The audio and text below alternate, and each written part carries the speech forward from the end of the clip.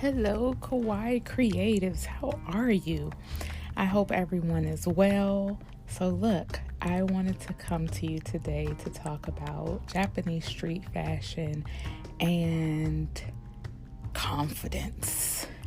So, I know I started off with the 28 days of Black Japanese street fashion, of Blacks in Japanese street fashion. And I'm going to keep continuing there because it should go longer than 28 days. And what I thought I wanted to do in terms of posting every day and all of that stuff, I live this stuff. And I'm Black for longer than 28 days.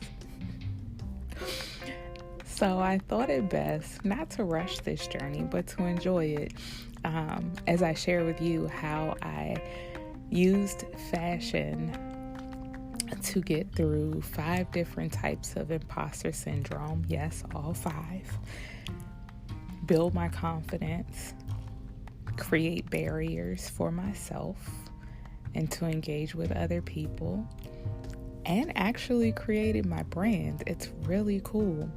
But look, as we're talking about building confidence, I don't know if you've been on my Instagram, but I've been talking about building confidence a lot, and we've been talking about imposter syndrome and fear, FEAR, false evidence appearing real.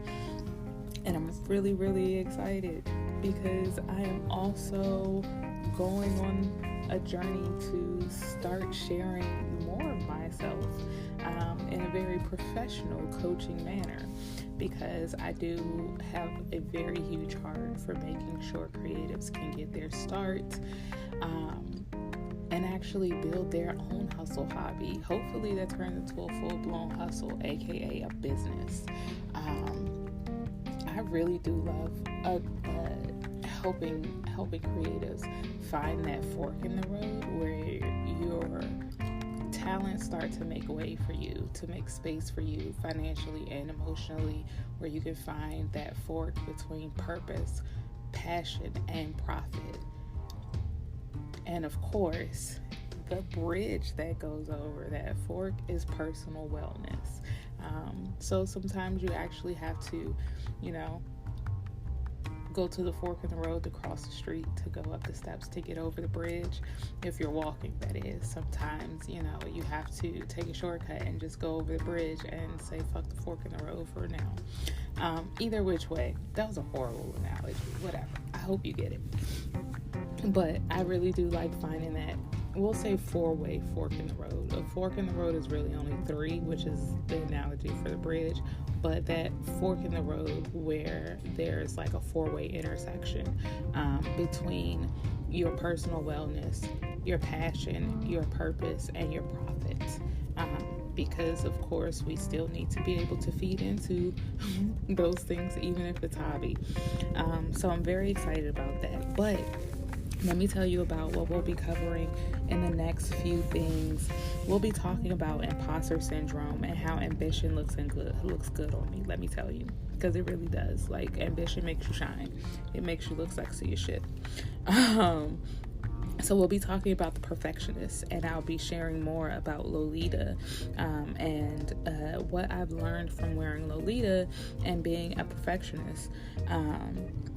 The soloist, which is literally, having a solo journey and what that looks like. And I'll be talking about that as I talk about my journey with Fairy K.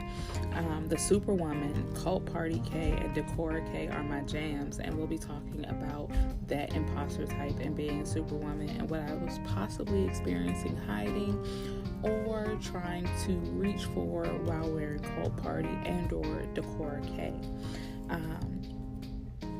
Then we'll talk about the expert. Never mind, there's no pun there. But we'll talk about the expert imposter type and what that looked like, and how I used Aomoji K and Oshade K to actually explore more of that imposter type. Last but not least, the natural genius. We'll be talking about that, and we'll be updating to where I am in my journey on J Fashion as I step onto the path of being Gyaru. it wild, be sexy. Yes.